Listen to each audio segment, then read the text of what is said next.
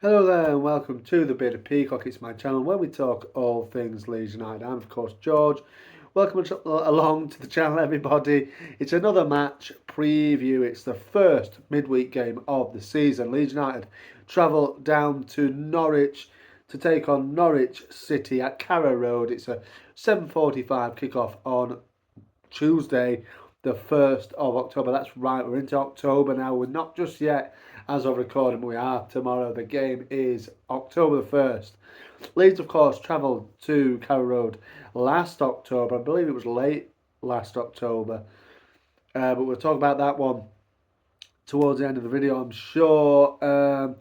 It's a place, of course, where current manager Daniel Farke knows extremely well, having managed Norwich City for a few years, having got two promotions from this division under his belt with that club. He's very well liked amongst Norwich City fans. Let me know if you're one of them. And how will you be welcoming Daniel Farke to Carrow Road tomorrow evening? I'm sure I'll get a good reception. He's, like I say, he's well liked amongst their fan base, isn't he? Of course, and why would he not be, having got two, not one, but two promotions from the Championship? And I think twice won it, maybe. Somebody let me know in the comments there below. Definitely one time won it. Not sure about twice, but maybe he has.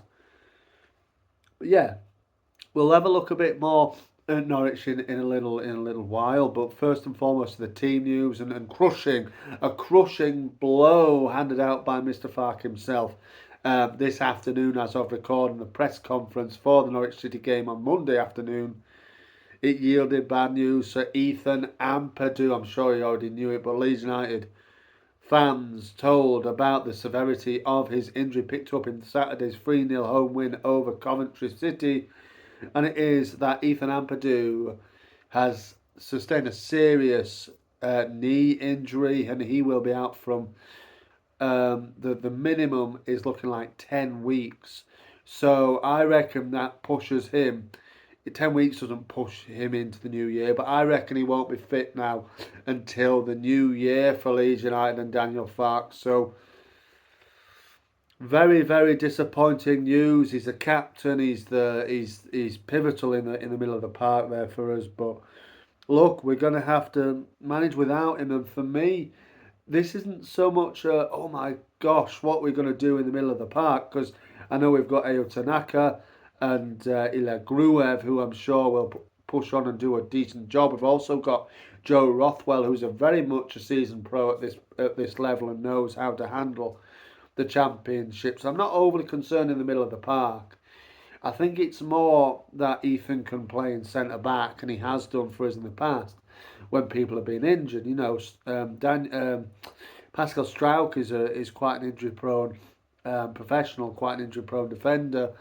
And obviously Ethan had to debutise for him at centre back for the second half of the last season, didn't he, at centre back? So we're going to miss that option. Obviously, Max Fober, it was confirmed by Farke in his press conference as well, that Max Fober is needing surgery on, I think it's a leg injury or something. So he needs surgery. So he's obviously centre back. He's out. And that's the concern for me. More so that Ethan covers the centre back. Now, if Pascal gets injured, he's injury prone, like we've just said. We know he is. Who's going to come in and go alongside Joe at the back? It's probably going to be young James De Bayo, who has yet to make a senior appearance for Leeds. Farke seems to trust him, so let's wait and see on that one. But it would probably have to be him at this stage. Although we did see Tanaka in a very, very deep role initially when he came on in that win over Coventry, but De Bayo would probably be the man that would come in if any injuries happened. Not discrediting his, his technique and his talent, but maybe Leeds United would see fit to jump into the free agent or short term deals for the time being, just to get a little bit of cover, because with Ethan and Max Fober injured, it depletes the options a little bit, particularly for for defensive options. But there you go. Daniel James and Manor Solomon are both injured as well, and so is Isaac Schmidt, who is was complaining to the club about some glute problems. So he's probably a precaution. He won't travel to Norwich either. So there you go. There's the team news. Like I said, crushing blow to lose Ethan, but I'm sure we'll manage. I'm sure we'll manage it correctly. So we'll see what happens. But given that in mind, I reckon that Farke is going to go with this for tomorrow evening. Melier in goal, Firpo left back, Rodon and Strauch as centre backs with Bogle on the right. Two in the middle, Tanaka and Gruev, and then the same as you were for that start of the game on Saturday. Nonto, Ramazani, Brendan in the 10 behind Matteo Joseph probably. I think he very much wants to use, by it seems, Yoel Perot as a super sub, if you like, as a sub to come on and get a goal, and solidify a win or whatever the thing is at the time, you know what I mean? He seems in a good vein of form, Perot, to go on and score goals, to get on the pitch from the bench and score goals. So I'd like to see him start, but there you go, I'm not the manager, am I? So let's wait and see, but that's what I think he will probably go with. As for Norwich City then, didn't start so well, started a little bit slow, but over the last 5 games they've only lost once, and that was an away trip to Wales. They lost 1-0 to Swansea City. They have won the last couple on the bounce, scoring 7 goals in the process. Last Saturday's 3-2 win over Derby County sort of that Saints with a hat-trick. He now has 4 goals in 2 games, so that's very impressive and certainly a man to watch out for. Definitely has taken on the mantle of Gabriel Sara's kind of replacement potentially, and obviously Johnny Rowe as well, which we were heavily linked with, of course, weren't we, in the summer. Eventually went to France and south of France with Marseille. Scored a lovely goal, didn't he? Was it last week, the week before? I can't remember. But yeah, we were heavily linked. Obviously, he's gone from Norwich anyway. So yeah, Norwich have some decentish players. They have potential to cause us issue. I think any given team in this division really have. Most of them have potential to give us a lot of issues on the day. I mean, 7 goals in the last 2 games is no joke. There's, like I said, they've risen a little bit up the table to, I can't remember where they are, maybe at these early stages. If they beat us on tomorrow night, they'll go level on points with us. It would need something like a 6-goal swing for them to overtake us. So yeah, they've got a little bit of an upward curve. Like I said, only 1 loss in the last 5. I think they drew the other one at home to Sheffield United. So yeah, it's not looking too bad for them at this current stage. Scoring goals, they are conceding goals as well.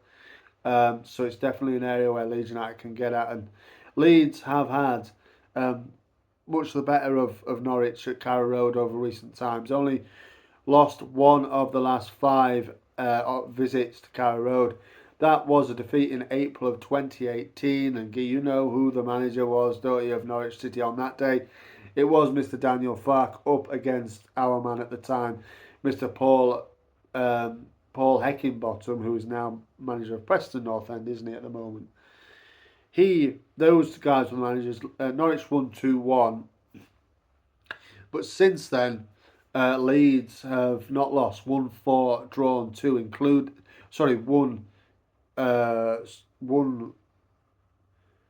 won 3 and drawn 1. Sorry, I think, and that draw was at Norwich at the end of last season in the playoff semi-final. Was a 0-0 draw, wasn't it?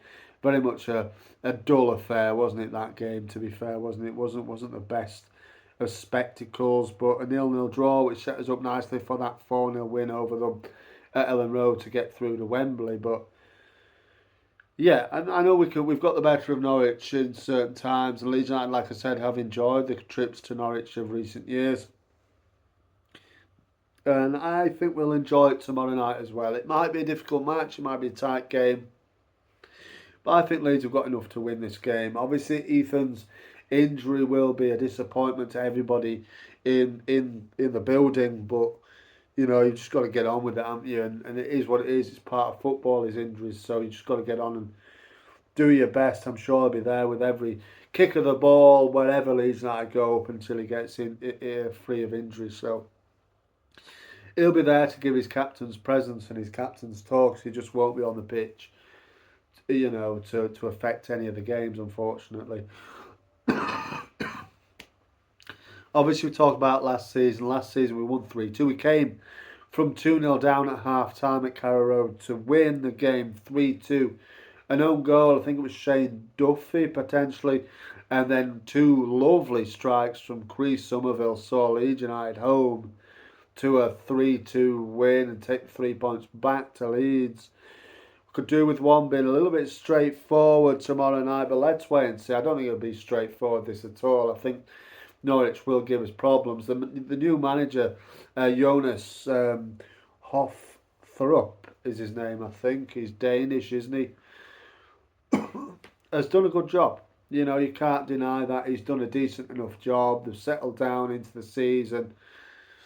And they'll probably be up there as they always usually are, aren't they? In and around the top six. There's a group of teams that usually are around the top six. Norwich are definitely within those within those sort of confinements, aren't they? So let me know, any Norwich fans, if you're going tomorrow. If you're a Norwich fan and you're not going as well, let me know what your thoughts are on your team so far this season, and what kind of game do you expect with Leeds tomorrow night? But of course, Leeds fans, let me know as well. Thank you very much for watching. Marching on together. I'll see you on the next one.